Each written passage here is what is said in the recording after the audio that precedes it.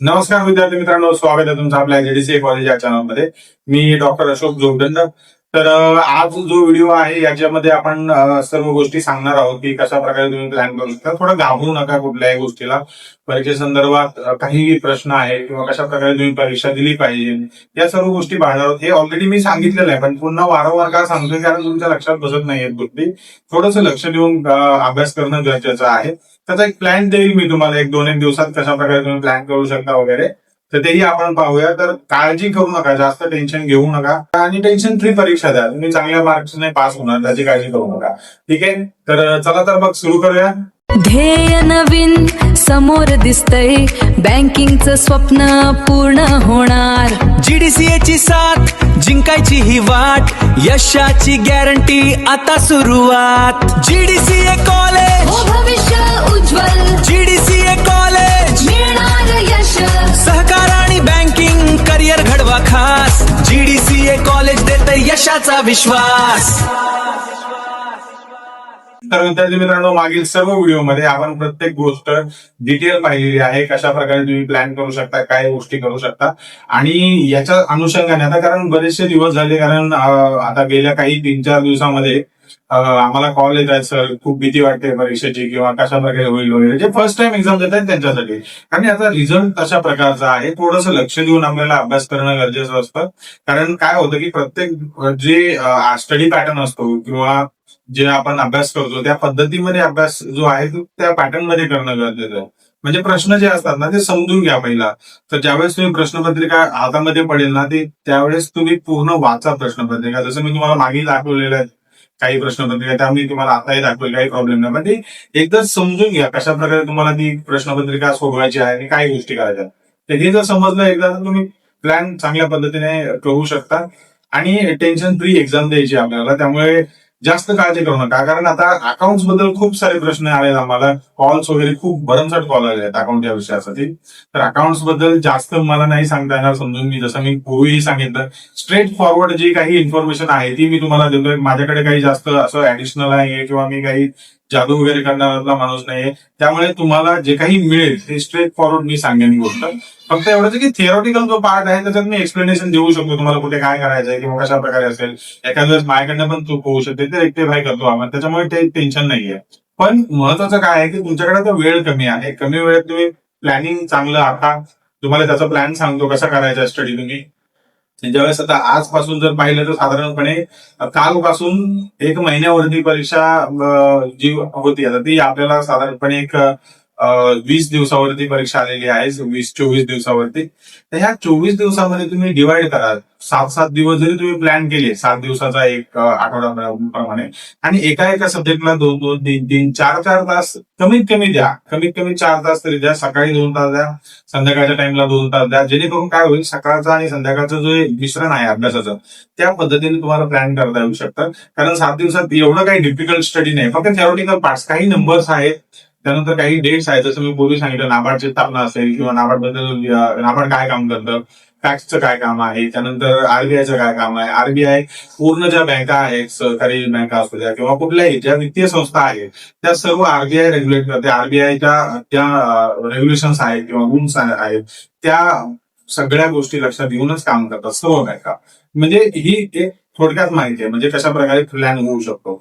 तर नाबार्ड ही, जसं आपण जर समजा थोडक्यात बँकिंग या क्षेत्राचं किंवा बँकिंग या सब्जेक्टचं पाहिलं तर बँकिंग सब्जेक्टमध्ये कसं आहे की एक चेन आहे. ती चेन लक्षात ठेवणं गरजेचं आहे. याच्यामध्ये नाबार्ड सर्वोच्च आहे. नंतर कुठली येते की एससीबी म्हणजे स्टेट कोऑपरेटिव्ह बँक्स. त्यानंतर त्याच्यानंतर खाली येते DCCB, district credit cooperative banks, आणि त्यानंतर बँक्स. ही एक चेन आहे. ही थोडीशी चेन लक्षात घेतली की तुम्हाला सर्व गोष्टी ऑटोमॅटिक तुम्हाला कळतील. आणि अत्यंत महत्वाचा भाग जो आहे ना याच्यामध्ये, जे लक्षात ठेवण्यासाठी खूप अवघड नाहीये गोष्टी, कारण एकामेकाचं कार्य जे आहे ते एकमेकाशी जोडलेलं आहे. त्यामुळे जर शेतीविषयक आलं तर शेती विषयाच्या ज्या काही गोष्टी आहेत, शेतीविषयक आल्या काही गोष्टी, कृषी उत्पन्न बाजार समित्या आहेत, एपीएमसी मार्केट म्हणतो आपण, त्याविषयी विचारलं तर एपीएमसी कायदा कधी झाला. तर हे कायदे जे आहेत ते थोडेसे लक्षात ठेवायचे आणि ते पाठ करायला सोपं आहे, काही जास्त अवघड नाही. कारण जसं जर कोऑपरेटिव्ह सेक्टरचा समजा इतिहास विचारला तर इतिहासामध्ये आपण आपल्या भारतासाठी सगळ्यात महत्वाची गोष्ट काय आहे की भारताचा जो इतिहास जर बघितला तुम्ही तर तो आहे 1904 पासून भारतामध्ये कोऑपरेटिव्ह सेक्टर जे आहे त्याचं स्थापना झाली थोडक्यात आपण म्हणूया. तर म्हणजे अंडरस्टँडेबल लँग्वेज मध्ये. तर या पद्धतीने त्या गोष्टी आलेल्या आहेत. आणि ही जी स्थापन कशासाठी झाली होती, जे शेतकरी आहे खास त्यांच्यासाठी स्थापन केलेली होती.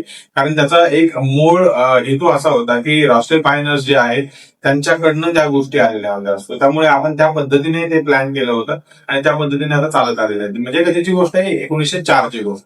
तर ह्या ज्या गोष्टी आहेत त्याच्यामध्ये त्यानंतर पुढे काही इव्हॉल्युशन झालेले आहेत. काही गोष्टी स्वातंत्र्याच्या अगोदरचा काळ आहे, त्यानंतर स्वातंत्र्यानंतरच्या काळाच्या काही गोष्टी आहेत. त्या सर्व गोष्टी त्याच्यामध्ये आपण ऍड करू शकतो. फक्त ते डेट्स आणि टाइम्स जे आहेत त्यांचे तारखा वगैरे लक्षात ठेवा. खूप महत्वाच्या गोष्टी असतात त्या. आणि लक्षात ठेवण्यासाठी काही ट्रिक्स वगैरे तुम्ही स्वतः तयार करू शकता, काही अडचण नाही. त्याच्या मी सांगेन तुम्हाला कसं प्लॅन करायचा. पण जो पेपर आहे ना, तो पेपर व्यवस्थित लिहायचा आहे, घाबरून जाऊन लिहायचा नाही अजिबात तुम्हाला. कारण ते काय असं खूप मोठं बर्डन नाहीये पेपर एवढ्या प्रमाणात सॉल्व्ह करणं वगैरे. प्रॉपर लक्ष देऊन पेपर सॉल्व्ह करायचं. त्याच्या अगोदर वाचणं गरजेचं आहे. तुम्ही वाचा प्रॉपर पेपर. आणि जर समजा तुम्ही आपल्या नोट्स रेफर करत असाल तर त्या नोट्स ज्या आहेत त्या नोट्स अशा प्रकारे डिझाईन केलेल्या आहेत जेणेकरून जो तुम्ही म्हणजे माझ्यावर खरंच विश्वास ठेवू नका. ज्यांचे काही रिव्ह्यूज आहेत किंवा काही लोकांचे नंबर्स देईल किंवा त्यांना विचारा. आपल्या ज्या नोट्स आहेत खूप अंडरस्टँडेबल लँग्वेज मध्ये आहेत, खूप हार्ड नाही आहेत किंवा ज्यांना अजिबातच समजणार नाही अशा पण लँग्वेज मध्ये आहेत. खूप अत्यंत सोप्या भाषेत, भले ते इंग्रजीमध्ये असू द्या किंवा मराठी लँग्वेज मध्ये असू द्या, खूप सोप्या पद्धतीने ते दिलेले आहे. त्याचं एक्सप्लेनेशन सोप्या पद्धतीने दिलेलं आहे, पॉइंटर्स दिलेले आहेत. तुम्ही उत्तर कसं लिहिला पाहिजे आणि ते उत्तराला नमूद करूनच लिहिले. म्हणजे थोडक्यात काय, उत्तर जर समजा एखादं उत्तर 500 शब्दात लिहा असं असेल तर 500 शब्दांमधल्याच गोष्टी कशा प्रकारे तुम्ही मांडणी करू शकता या पद्धतीने दिलेलं आहे. मग ते उत्तर तशा प्रकारचं येणं अपेक्षित आहे. तुम्ही बघा, जर समजा पूर्वी जे बोर्डमध्ये पेपर लिहितात 10वी-12वीचे जी मुलं असतात, आता आपण काय तेवढे लहान नाही की तुम्हाला हे एक्सप्लेन करणं गरजेचं आहे. पण तरी 10वीचा जो पेपर असेल तर 10वीच्या पेपरमध्ये मुद्देसूद काही लोक लिहिणारे असतात विद्यार्थी. मग त्यांना तशा प्रकारचं ट्रेनिंग असतं किंवा त्यांनी त्याचा सराव केलेला असतो. म्हणजे समजा एखादा जर समजा कुठे एखाद्या स्थानी वर्ष लिहिलेलं असेल किंवा एखादी महत्वाचा मुद्दा आहे त्याला अंडरलाईन करायचे, उत्तरातही असू द्या महत्वाचे मुद्दे अंडरलाईन करणं अपेक्षित असतं त्या प्रत्येक प्रश्नासाठी. म्हणजे कुठलाही प्रश्न येऊ द्या दीर्घोत्तरामध्ये, टिपा लिहामध्ये सुद्धा सेम प्रोसेस तुम्हाला फॉलो करायची आहे. त्याच्यामध्ये सुद्धा तुम्हाला 3 मुद्दे जे आहेत ते तुम्हाला अंडरलाईन करायचे. कारण त्याने काय होतं, लक्ष वेधलं जातं एक्झामिनरचं. मग त्याच्यामध्ये ते तुम्हाला चांगल्या प्रकारे मार्क्स मिळू शकतात. ही खूप महत्वाची गोष्ट आहे. सो हे आपण लक्षात घेऊन केलं पाहिजे.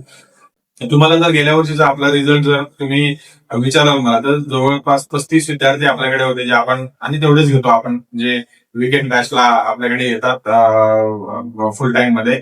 तर त्या सर्वच्या सर्व विद्यार्थ्यांचा निकाल 100% आलेला आहे. सर्व विद्यार्थी पास क्लास का होईना पण पास झालेले आहे, जे काही फेल झालेला नाहीये. पण ऑल्दो हे फेल न जाण्याचं कारण काय की ते सर्व वर्किंग होते. कुठे बँकेमध्ये काम करतात काही लोक, काही अकाउंट्स मध्ये काम करतात, काही सीएच्या हाताखाली काम करत होते, काही लोक जे आहेत ते कॉपरेटिव्ह सेक्टर मध्ये काम करतात. सो त्यामुळे त्यांना ते सोपं गेलं गोष्टी. मी असं नाही सांगितलं की प्रत्येकाला सोपं जाईल, पण ते सोप्या पद्धतीने आपण फिगर आउट करून त्या गोष्टी सांगतो, पण जेणेकरून लक्षात राहायला खूप इझी पडतात गोष्टी. ठीक आहे. तर त्यामुळे तो रिझल्ट खूप चांगला होता आपला. तो त्यामुळे तुम्ही सुद्धा टेन्शन घेऊ नका आणि चांगल्या पद्धतीचा अभ्यास करा. अभ्यासाला पर्याय नाहीये. तुम्ही थोडंसं ज्या काही नोट्स आहेत आपल्या रेफर करणार असाल तर व्यवस्थित रेफर करा. त्याचा एक टेक्निक सांगतो. तुम्ही एखाद्या ठिकाणी व्हिडिओ लावून ठेवा, एका कानात हेडफोन लावा आणि तेच जे काही व्हिडिओमध्ये गोष्टी आहेत ना त्या तुम्ही नोट्स मध्ये बघा, कुठे कुठे काय गोष्टी आहेत, कुठली गोष्ट मेन्शन केलेली आहे. एखादं चुकूही शकतं, ती चूक मला बोल कराल ती मला आम्हाला स्क्रीनशॉट पाठवा, आपण ते रेक्टिफाय करून देऊ तुम्हाला, त्याची काळजी नाहीये. तर त्या सर्व गोष्टी तुम्ही बघा आणि लिहून काढा. जे महत्वाची वाटते तुम्हाला एखादी गोष्ट तर ते लिहा. लिहिल्यानंतर काय होतं की आपल्या स्वतःमध्ये अजूनही कॉन्फिडन्स होतो आणि सुंदर अक्षर काढण्याचा प्रयत्न करा. ठीक आहे, हे खूप महत्वाचं आहे. सर्व गोष्टी फॉलो करत मला या पीडीएफ हव्या असतील तर 125 रुपये पर सब्जेक्ट प्रमाणे आहेत. तर तुम्ही साधारणपणे 750 रुपये होतात त्याचे, तर तुम्ही पे केले तर तुम्हाला ते मिळून जातील. ज्यांना कोणाला आवश्यक आहे त्यांनी घेऊ शकता, नाही घेतला तरी काही अडचण नाही.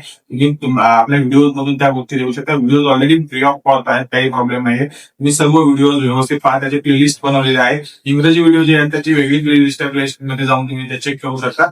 आणि मराठी जे आहे त्याची पण प्लेलिस्ट आहे, ती सुद्धा तुम्ही चेक करू शकता. त्यामुळे तुम्हाला प्रॉपर सगळ्या गोष्टी एकाच ठिकाणी मिळून जातो. बाकी अवांतर गोष्टी काही असतील तर त्याबद्दलही तुम्हाला आपण अपडेट करत राहू.